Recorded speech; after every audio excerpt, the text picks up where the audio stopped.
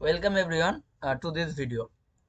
So today we will solve this problem first intuitively, and then we will do the full analysis and check our values what we get from our intuitive analysis. So let's start. So the question is what is the impedance looking into node X, neglect channel length modulation for M1, M2 and M3. So neglecting channel length modulation means the channel length coefficient is 0. That means this output resistance of M1, M2 and M3 is infinite, right?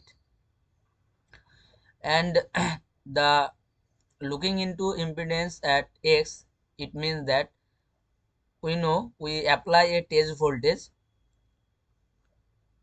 at that point with respect to ground and measure the current what is coming out of this voltage source, and we take Vx by Rx ratio and find our R out, we can say. Okay, so we have to find what is the looking in impedance in this node. We have to find like R out. So what we do is, generally we apply a test voltage with respect to ground at that node and find what is the current coming out of this test voltage, let's say Vx. Okay, so before doing that, if we do like rough analysis, and for input and output impedance, incremental input and output impedance measurement, we do all the independent sources we have to kill. Like if there is a voltage source, we do short circuit, and if we have a current source, we do open circuit, right? So like roughly for small signal R out, looking at this node, then this VDD will be grounded and this V in will be grounded, right? So the small signal VGS for M1 is 0. So the this M1 is putting no effect in our calculation. So normally we can see that the looking in impedance from X is 1 over GM2, right? As this RD value is our finite value, because this is nothing but a simple common gate configuration, and we have to find the input impedance of a common gate MOS transistor, and where this RD is the like RD is finite, right? But this is actually not happening, so our 1 over GM2 answer is not correct. Why is not correct? We will see that because here these connections, this connection and these connections making some significant modification uh, of 1 over GM2.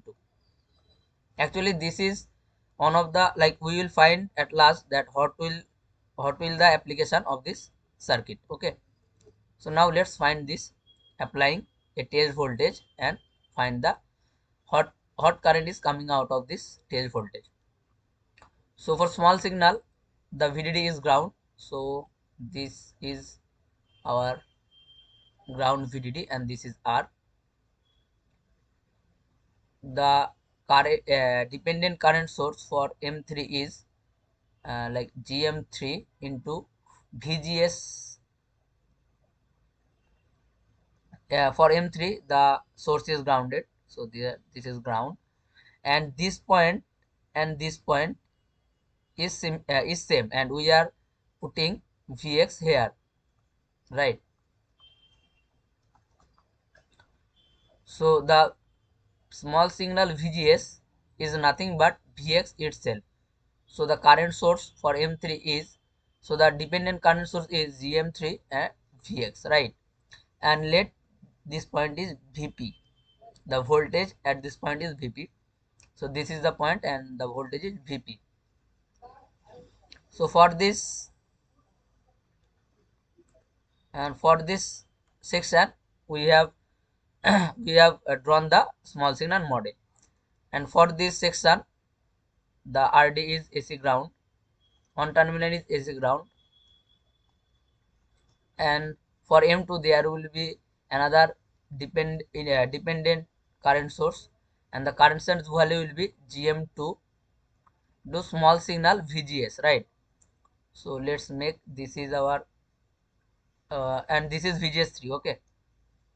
So for VGS, and we are applying here a test voltage. Let the test voltage is here Vx, and we have to find this Ix, okay? And like the VGS2 will be small signal, VGS2 will be, and like this Vp is the small signal gate voltage of the M2, okay? So this Vp is connected here, and Vg of M3 is the Vx voltage itself, so this point is connected here. So the VGS small signal VGS2 is nothing but Vp minus Vx, right? So the current source will be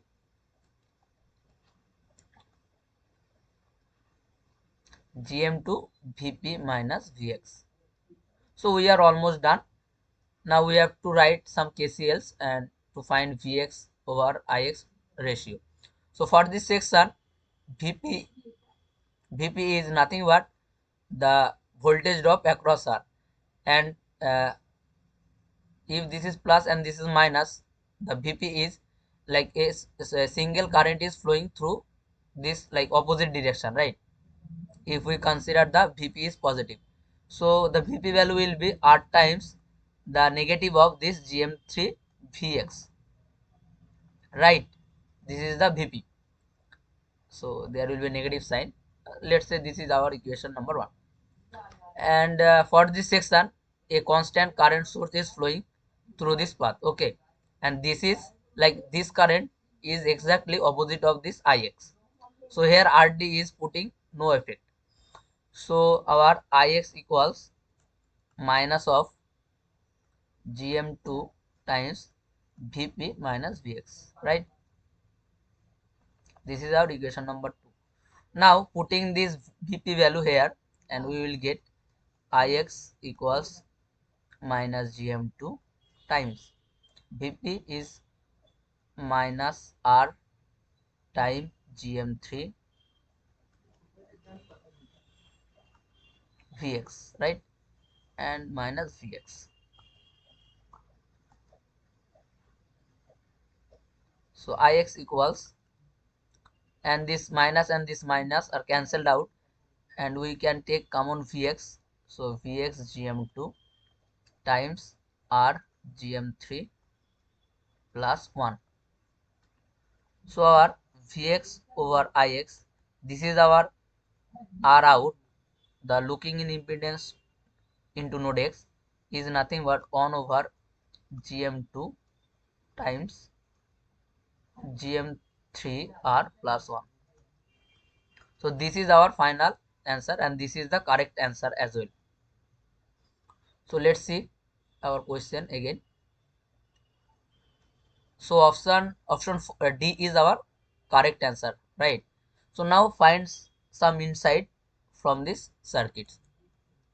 So we can see that the impedance uh, after connecting this and this connections, the impedance is actually reducing from 1 over GM2, and the reducing factor is 1 plus GM3 into R. This is our reducing factor after connecting the circuit in this way. And we can see that the looking in impedance into X is independent of this RD value. So when like in hot application this circuit can be used, so we can see that the impedance is looking into impedance is very low, so where we need very low impedance impedance, so there this circuit can be used. Like when we do like impedance matching circuit for a buffer, input impedance of a buffer is infinite and output impedance is almost zero. So for lower impedance, so this circuit can be used. So this was for today. If you like the video, you can subscribe our channel. Thank you.